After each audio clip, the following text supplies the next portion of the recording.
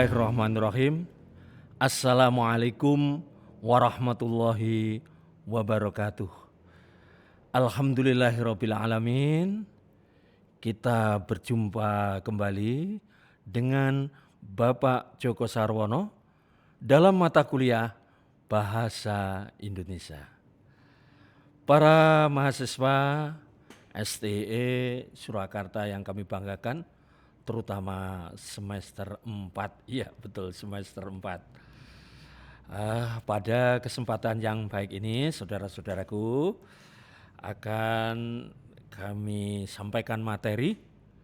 Nah, ini materi karena sesuai dengan silabus mata kuliah kita kan Bahasa Indonesia MPK, mata kuliah pengembangan kepribadian. Nah, sejarah, fungsi dan kedudukan bahasa Indonesia. Sejarah, fungsi dan kedudukan bahasa Indonesia. Nah, mari kita mulai.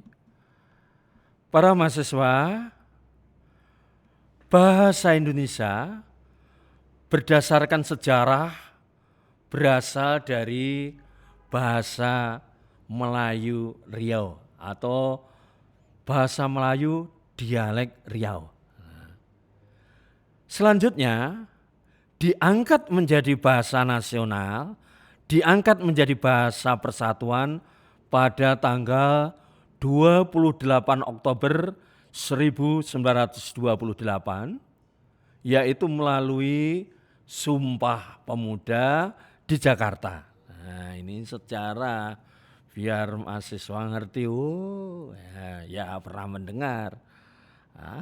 Mari kita mengingat isi Sumpah Pemuda. Kita mengingat lagi. Coba Sumpah Pemuda. 1. Kami putra-putri Indonesia mengaku bertumpah darah yang satu, tanah Indonesia. Yang kedua, kami putra-putri Indonesia mengaku berbangsa satu, bangsa Indonesia. Coba masih ingat ini ya. Yang ketiga, kami putra-putri Indonesia menjunjung tinggi bahasa persatuan. Menjunjung tinggi bahasa persatuan, bahasa Indonesia. Wah, ini singkatnya para mahasiswa, pada Sumpah Pemuda 28 Oktober 1928, bahasa Melayu Riau tadi, bahasa daerah, dialeknya, diangkat menjadi bahasa nasional atau bahasa persatuan. Bahasa Indonesia pada Sumpah Pemuda berkedudukan sebagai bahasa nasional, bahasa persatuan. Tujuan utama masih ingat ya, mempersatukan bangsa. Berbahasa satu, bahasa Indonesia. Nah, para mahasiswa yang kami banggakan, beberapa alasan bahasa Melayu Riau diangkat menjadi bahasa nasional. Coba pun bahasa Jawa banyak, bahasa Sunda bahasa banyak. Kenapa bahasa Melayu Riau diangkat menjadi bahasa nasional atau bahasa persatuan? 1. Bahasa Melayu merupakan bahasa yang sangat sederhana. Dan bahasa Melayu Riau tadi tidak mengenal tingkatan seperti bahasa daerah yang lain. Bapak makan, ibu makan, adik makan, sama. Basa Jawa enggak boleh ya, enggak seperti itu. Bapak dahar, ibu dahar, sama. Adik nedol, bapak tidur, ibu tidur, adik tidur, sama. Bahasa Jawa bapak sare, ibu sare, adik bubuk, bubuk gitu. Nomor dua, bahasa Melayu sudah terkenal sejak zaman Sriwijaya abad ke-7, bahkan sudah menjadi lingua franca atau bahasa pergaulan. Jadi pada abad ke-7 sudah menjadi bahasa pergaulan. Yang ketiga, bahasa Melayu sanggup menjadi bahasa pengantar ilmu pengetahuan dan budaya. Nah, yang keempat, lengkapnya bisa Anda baca buku pegangan kan halaman 2 di depan ini ya.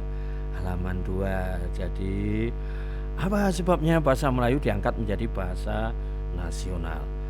Dalam perjalanan berikutnya, sejarah bahasa tadi, bahasa Indonesia, pada tanggal 17 Agustus 1945, negara tercinta ini Indonesia merdeka.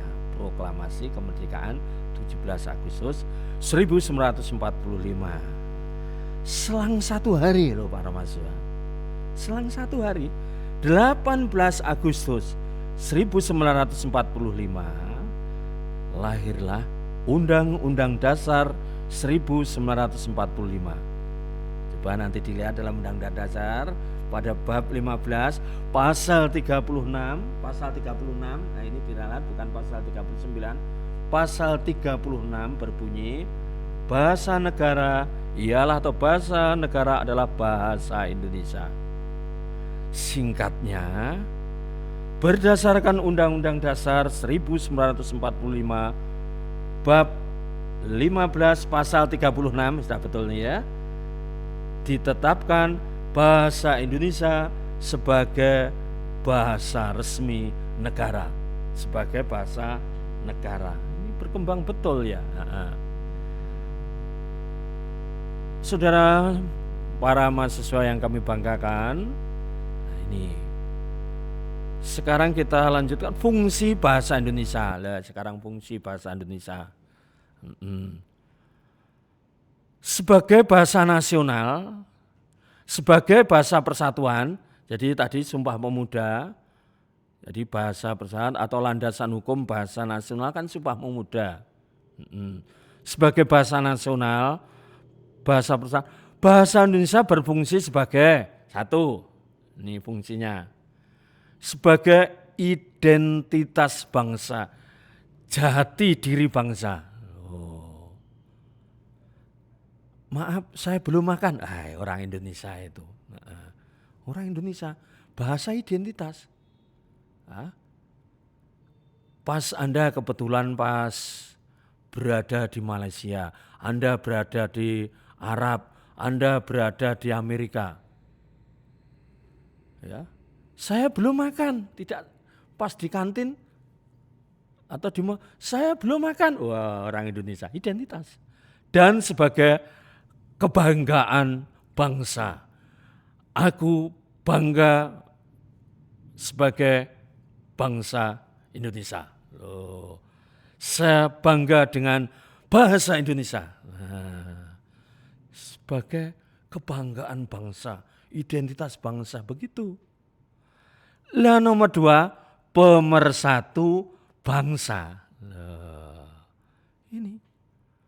Jadi dengan satu bahasa tadi mudah, kita mudah,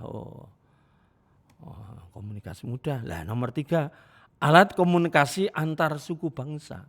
Coba, alat komunikasi antar suku bangsa dalam kelas. Coba, dalam kelas ada mahasiswa yang dari Jawa Barat, ada mahasiswa dari Jawa Tengah, ada mahasiswa dari Wonogiri, ada mahasiswa dari Gentan, ada mahasiswa dari Gawok, ada mahasiswa dari Papua. Coba, kalau tidak ada bahasa Indonesia, komunikasinya sulit. Tapi satu bahasa Indonesia. Saudara dari mana? Saya dari Papua. Saudara dari mana? Saya dari Jawa Barat. Saudara dari mana? Saya dari Ambon. Bersatu. Bersatu dengan bahasa, pemersatu bangsa, alat komunikasi antar suku bangsa. Yang keempat, sebagai alat atau sarana penulisan ilmu dan budaya. Jadi ada ilmu, ada budaya, pakai bahasa Indonesia. Sarannya, saya menerangkan tentang wayang kulit pakai bahasa Indonesia. Saya jelaskan pakai bahasa Jawa tidak jelas. Nah, oh, menika namine Gatotkaca ora jelas. Saudara-saudara, ini namanya tokoh Gatotkaca. Ini namanya tokoh ini. Nah, mari kita lanjutkan. Berikutnya, sebagai bahasa negara atau bahasa resmi. Tadi landasan dasarnya Undang-Undang Dasar 1945 bab 15 pasal 36 tadi, bahasa Indonesia adalah bahasa Indonesia. Nah, sebagai bahasa resmi para mahasiswa, sebagai bahasa negara, ayo coba fungsinya untuk apa? Satu, untuk penulisan dalam administrasi negara. Undang-undang dasar, surat-surat resmi, pidato kenegaraan dan lain-lain. Jadi undang-undang ini mesti pakai bahasa Indonesia yang resmi.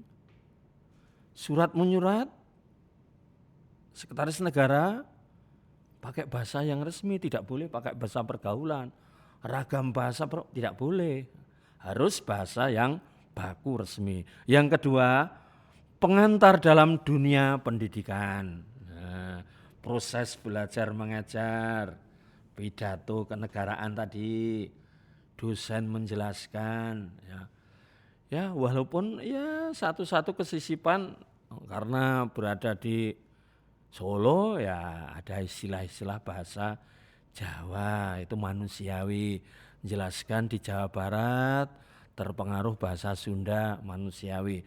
Tapi secara resmi dalam dunia pendidikan, proses belajar mengajar harus menggunakan bahasa yang baku begitu. Nomor 3, penulisan karya ilmiah. Jadi kalau menulis karya ilmiah, seminar, suasana seminar, menulis skripsi, artikel, nanti saya terangkan artikel nanti ya.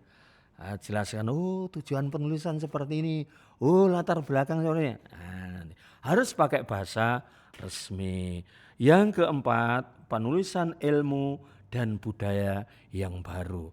Jadi umpamanya ada ilmu dari negara lain masuk ditranslate, gunakan bahasa Indonesia yang baku.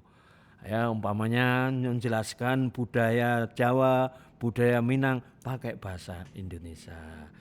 Para siswa yang kami banggakan, masalah sejarah ini tidak panjang dan lebar, di buku pegangan sudah ada halaman 2, 3, 4 dan selanjutnya.